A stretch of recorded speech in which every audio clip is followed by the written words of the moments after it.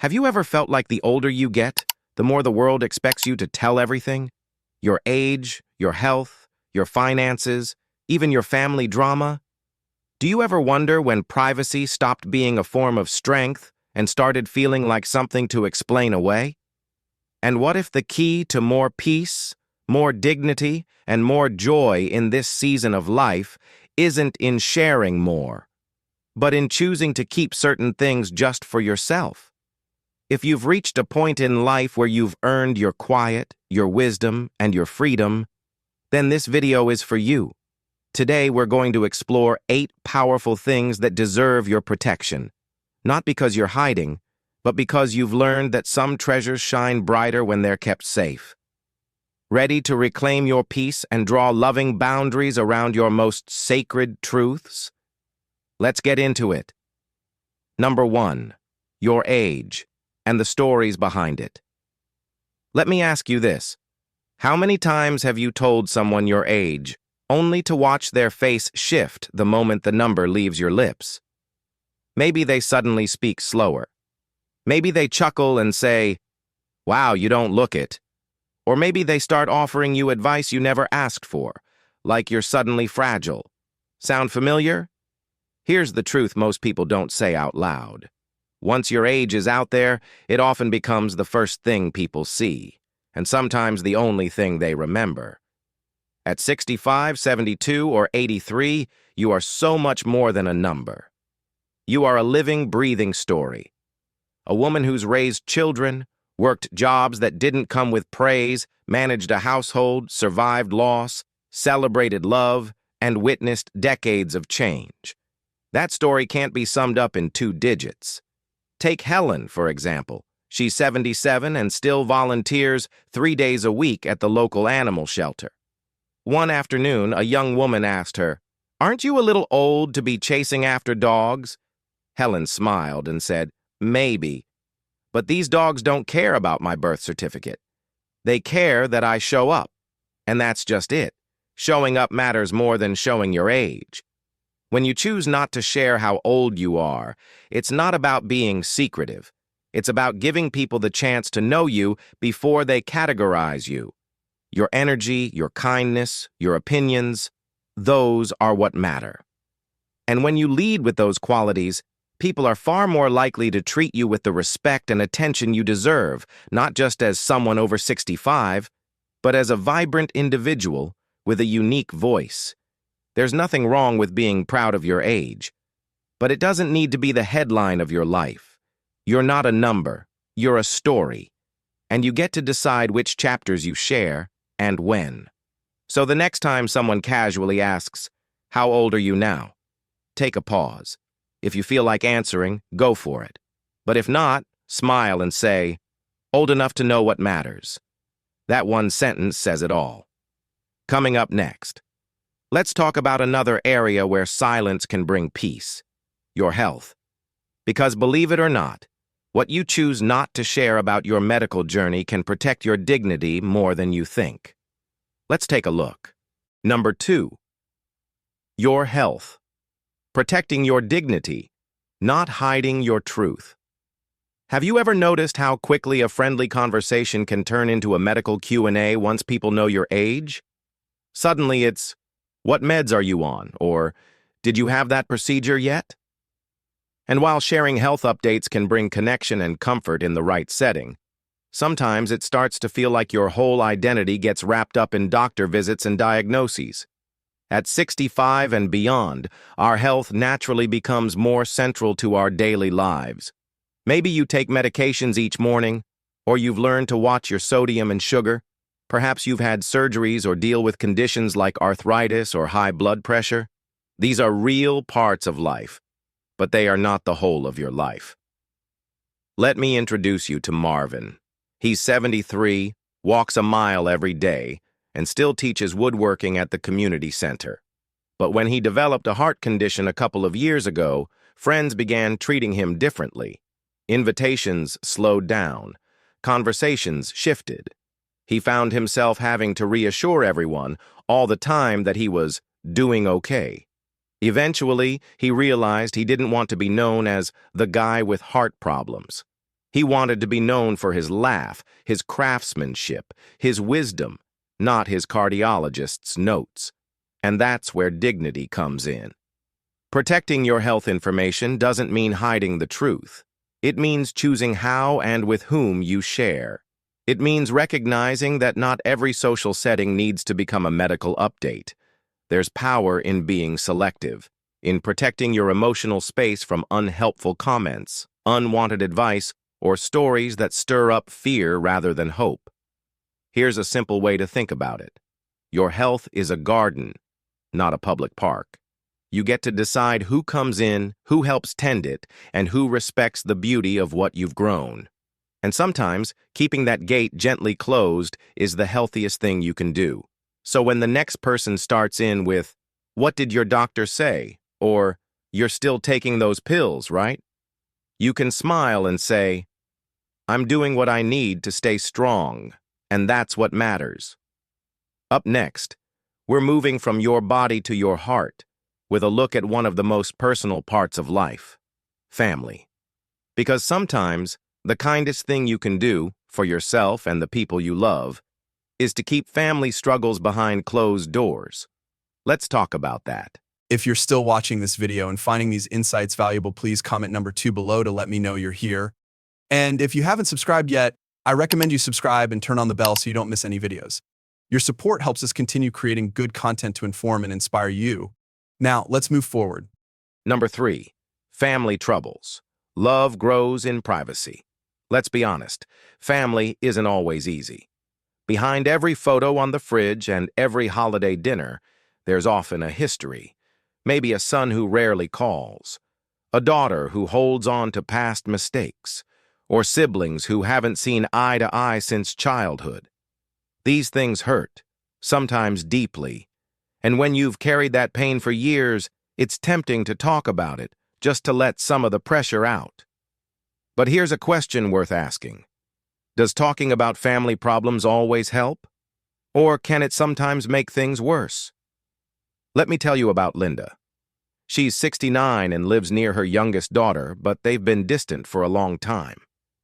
At her weekly coffee group, Linda began venting about how ungrateful her daughter was. The women listened, of course, offered sympathy, even advice. But a few weeks later, when the daughter showed up at the community picnic, Linda overheard someone whisper, "That must be the one she always talks about." That moment stayed with her. She realized that in sharing her pain too freely, she may have built walls her daughter couldn't climb over.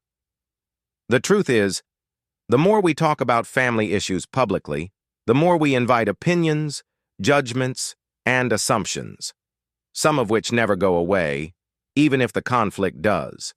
And worse, if those words ever circle back to the people involved, it can deepen the hurt instead of healing it. Choosing to keep family struggles private doesn't mean pretending everything is perfect. It means creating a safe space for forgiveness to grow, if and when it's ready. It means allowing your family a second chance, without the burden of everyone else's commentary. That doesn't mean you should carry pain alone. Talk to a trusted therapist, write in a journal, pray, or confide in that one friend who's earned the right to hear your truth. But remember, not every lunch table is a safe place for your heart, and not everyone has the wisdom to hold your story gently. Here's the short lesson. Protect your family's privacy not because they're perfect, but because love, real, lasting love, needs room to heal. And that room is often quiet. Coming up next, let's move from the heart to the wallet, because your financial story, no matter how blessed or challenging, deserves just as much protection. In the next section, we'll explore why keeping your money matters to yourself can lead to more peace and fewer expectations. Let's talk about it. Number 4, your finances. Peace lives in simplicity. Here's something no one talks about enough. Once you retire or hit a certain age, people suddenly feel entitled to know what's in your bank account. So, are you living off Social Security? Did you do well in retirement? You still helping out the kids? These questions might come casually, even kindly, but they're often more invasive than they seem. Money carries weight, not just in numbers but in relationships, expectations, and identity. Whether you've worked blue-collar jobs, run your own business, or stayed home to raise a family, your financial journey is yours, and it likely includes sacrifices, hard work, and a few detours. Take Roger, for instance. He's 70, lives in a modest home he paid off years ago, and enjoys his fishing trips. He doesn't drive a fancy truck or dine out every weekend, but he's content. When a neighbor asked how much he saved for retirement, Roger laughed it off. "Enough to sleep well at night," he said. And that's the point. Peace isn't about how much you have. It's about what you protect. Talking too much about money, especially in social settings, can invite pressure. If others think you're doing well, they may expect more from you. Covering dinner tabs, loaning money, just helping out this one time. On the other hand, if they sense you're struggling, they might offer pity, judgment, or advice you didn't ask for. Either way, your financial privacy keeps you in control, not of what others think, but of how they treat you. And let's not forget how comparison creeps in. Seniors especially are often measured by whether they've done retirement right, as if there's a single way to define success. But success isn't a number on a statement. It's the freedom to live simply, give quietly, and sleep without stress. Here's the lesson. You don't owe anyone an explanation of how you've managed your money. Whether you're living on a fixed income, drawing from a pension, or still earning on the side, your finances are your business. Living simply is not a sign of lack. It's a choice, a wise one. So, next time someone pokes a little too hard about what's in your wallet, just smile and say, "I've got what I need and that's plenty." Next up, we're heading into new territory, your online life. Because in today's world, even a harmless Facebook post or friendly comment can reveal more than you intend. In our next section, we'll explore how digital privacy can be your new best friend. Let's dive in. If you're still watching this video and finding these insights valuable, please comment number 4 below to let me know you're here. And if you haven't subscribed yet, I recommend you subscribe and turn on the bell so you don't miss any videos. Your support helps us continue creating good content to inform and inspire you. Now, let's move forward. Number 5, your online life. Why digital privacy matters. More after 65. Let's face it, most of us didn't grow up with smartphones in our hands or our lives playing out on social media. But these days, whether you're on Facebook to keep up with the grandkids or checking the news on your iPad, your online life is real, and it matters just as much as your offline one. But here's the catch. The internet doesn't forget. Every photo you post, every comment you leave, every like or share, it all leaves a trail. And while sharing online can feel fun and even connective, oversharing can quietly open the door to risks that many older Americans don't see coming. Take Gloria, a 74-year-old widow who loved posting about her garden, her Bible study group, and her travel plans. One day, she posted that she'd be away visiting her son in Arizona for 2 weeks. While she was gone, her home, left empty and vulnerable, was broken into. No one knew she was gone, except whoever read her post. It's not just about safety either. Many scammers specifically target people over 65, using information from public profiles to create fake stories, emotional pleas, or financial traps. If you've ever gotten a suspicious message that said something like, "Grandma, I need help," you're not alone. This kind of fraud costs American seniors billions of dollars each year, and even beyond security, there's dignity. Oversharing personal struggles, medical updates, or family arguments on social media can unintentionally invite gossip, judgment, or misinterpretation. The same friend who likes your post today may talk about it at church tomorrow. Once it's online, it's no longer yours to control. Here's the short lesson. You don't have to go off the grid to protect your digital privacy. You just need to pause before you post. Ask yourself, would I say this to a stranger at the grocery store? Would I want my neighbor to know this? If not, maybe it belongs in a private conversation, not a public timeline. Remember, you can enjoy the benefits of staying connected online without giving away pieces of your personal life. Use privacy settings. Avoid posting your location in real time. And most of all, trust your gut. If something feels too personal to share, it probably is. Coming up next, we're moving into tender territory, your emotional baggage, because some of us are still carrying words that were said decades ago. Let's talk about why letting go of old wounds could be the most freeing thing you ever do. Stay with me. Number 6. Old wounds. Stop letting yesterday steal today. We've all heard the saying, time heals all wounds. But let's be honest, some words, some betrayals, some moments stick around far longer than they should. Maybe it was something said by a sibling 30 years ago. Maybe it was a friend who turned their back when you needed them most. Or maybe it's a wound that never even got an apology. And here you are, at 65, 70, or 82, still feeling that sting from something that happened in another lifetime. Take Earl, for instance. He's 76 now. For decades, he carried resentment toward his older brother, who once called him a failure during a bitter family fight. They hadn't spoken in years. Earl brought it up often, at card games, over lunch, to his barber. It became part of his identity. But one day, his grandson said, "Grandpa, you're always mad at Uncle Joe, but I've never even met him." That hit him like a freight train. He realized he wasn't just holding on to pain, he was passing it on. Here's what no one tells you. Every time you retell the hurt, you relive it. You give it fresh air. You let it stretch its legs and take up space in your heart. And eventually, that space fills up with bitterness instead of joy. Now, letting go doesn't mean saying it didn't hurt. It doesn't mean pretending it was okay. What it does mean is choosing your today over someone else's mistake from yesterday. It means freeing yourself from being defined by what someone else said or did. You don't have to broadcast your pain to heal it. Sometimes the best release happens in private, in prayer, in a journal, or during a quiet walk. You can write a letter and never send it. You can light a candle and speak their name, not in anger, but in peace. Whatever helps you unhook that anchor from your heart. Here's the lesson. You are not obligated to carry every wound. You are allowed to lay some burdens down, not for them, but for you.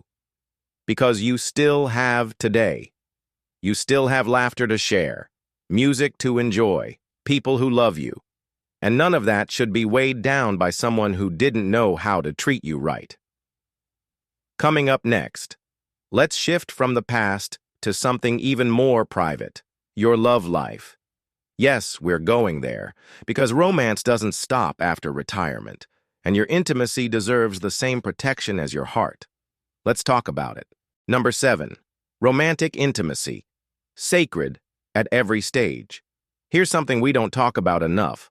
Love, romance, and yes, intimacy don't have an expiration date. But if you believed everything you saw on TV or in the movies, you'd think falling in love ends at 40 and anything beyond a peck on the cheek after 65 is just out of the question. But you and I both know better. Romantic connection in our later years isn't about fireworks or movie scenes. It's about trust, companionship, and those quiet moments that speak volumes. A hand gently held during a morning walk, a shared laugh while folding laundry, a familiar glance across the dinner table. These moments may not be flashy, but they're deep, they're real, and they're sacred. Let's talk about Joan and Robert. Both widowed, they met at a local senior center in Ohio during a Monday morning Tai Chi class. At 71 and 75, neither was looking for anything serious, but over time, they began to sit a little closer, talk a little longer, and look forward to seeing each other every week. When they finally shared their relationship with their families, they were met with some surprise, and more than a few awkward questions. Joan told her daughter, "This isn't about being young again. It's about feeling seen, respected, and loved, and I don't need to explain that to anyone." And she's right. You don't owe anyone the details of your romantic life. Whether you're rediscovering love, enjoying companionship without labels, or living a full life solo by choice. Intimacy at this stage isn't for show. It's not for gossip, it's for you. Still, the pressure to share, especially in social groups or online, can feel strong. Friends might joke, ask intrusive questions, or make light of something that's deeply personal. But the truth is, your heart and your body belong to you. And protecting that part of your life doesn't make you cold, it makes you wise. Here's the lesson. Sacred things don't need an audience. Love in your later years isn't any less powerful. It's just quieter, steadier, and deeply rooted in experience. Let it be yours to hold, yours to enjoy, and yours to protect. Next up, we're wrapping up with something even more personal. Your beliefs, your values, the quiet truths that guide you. In a noisy world that wants everything out in the open, we'll talk about why some convictions are most powerful when they're held close to the heart. Let's explore that next. If you're still watching this video and finding these insights valuable, please comment number 7 below to let me know you're here. And if you haven't subscribed yet, I recommend you subscribe and turn on the bell so you don't miss any videos. Your support helps us continue creating good content to inform and inspire you. Now, let's move forward. Number 8. Your faith, values, and inner compass. Some things in life don't need to be explained. They just need to be lived. Your faith, your values, your inner compass, these are often the quietest parts of who you are, and yet they guide your every step. At 65 and beyond, you've likely lived long enough to know what you believe, what you stand for, and what truly matters. And you don't need to post it, argue it, or defend it for it to be real. Maybe you say a prayer each morning before your feet hit the floor. Maybe you carry a Bible verse, a favorite quote, or your mother's old saying in your heart. Maybe it's not about religion at all. Maybe it's a deep belief in kindness, in second chances, in doing what's right even when no one is looking. Whatever it is, it doesn't have to be shouted to be strong. Let's look at Bill. He's 82 and served in the Army, worked as a postman and raised 4 kids. He's never been one to talk much about his beliefs, but ask anyone who knows him and they'll tell you. Bill's the first to lend a hand, the last to take credit, and always, always kind. He once said, "I don't talk about my faith much. I just try to live it in a way people can feel."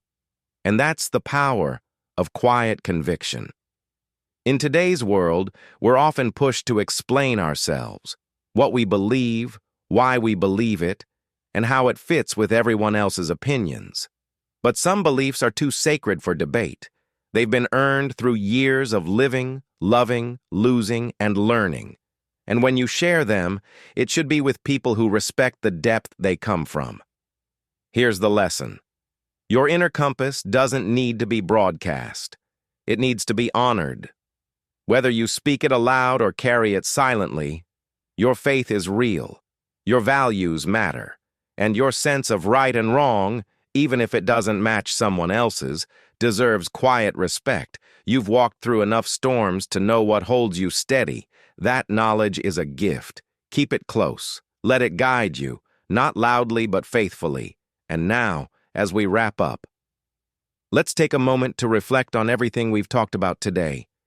From your age and your health to your love life and your beliefs, you've seen that privacy isn't about hiding. It's about protecting what matters most. In the final section, I'll leave you with a few words to carry forward. A gentle reminder that your story is still being written, and you get to hold the pen. Let's finish together. As we move through the later chapters of life, one of the greatest lessons we learn is that not everything needs to be shared to be valuable. In fact, some of the most sacred parts of who we are, our age, our health, our heartaches, and our hopes, deserve quiet protection, not public discussion. With age comes not just wisdom, but the right to set boundaries that preserve our peace and uphold our dignity. Privacy is not about secrecy. It's about self-respect. It's a way of honoring the life we've built, the love we've shared, and the strength we've gathered along the way.